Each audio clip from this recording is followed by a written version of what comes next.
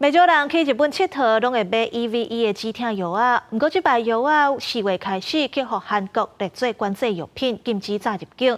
因为这 EVE 内底有一种成分，可能会损害人类的神经系统。若是韩国要化禁，咱台湾嘛无开放进口。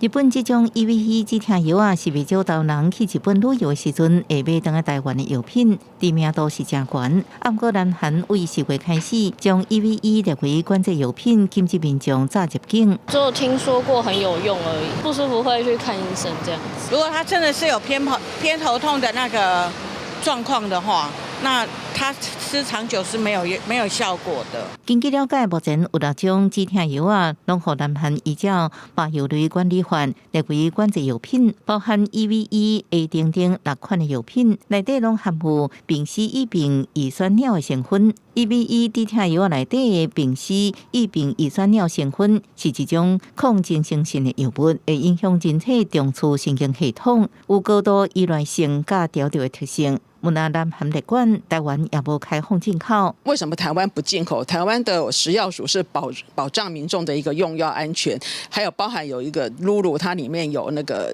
二氢口袋因，它也是有成瘾性，所以很多人去日本啊，就买了一堆这种止痛药、感冒药，其实有时候反而吃了对身体不好。它里面是复方的药，有多种成分，有人吃了它后会有一些轻微的镇定作用，然后有人吃了它后也可能会有血小板低下。药师指出，女性痛经的时阵，有人会食 EVE 来止痛，不过因为成分的关系，反倒倒来会互肠胃无舒适，并发这症状。医师呼吁，若民众身体无舒适，千万唔通黑白买清药啊，这样确保用药安全。公视新闻采访报道。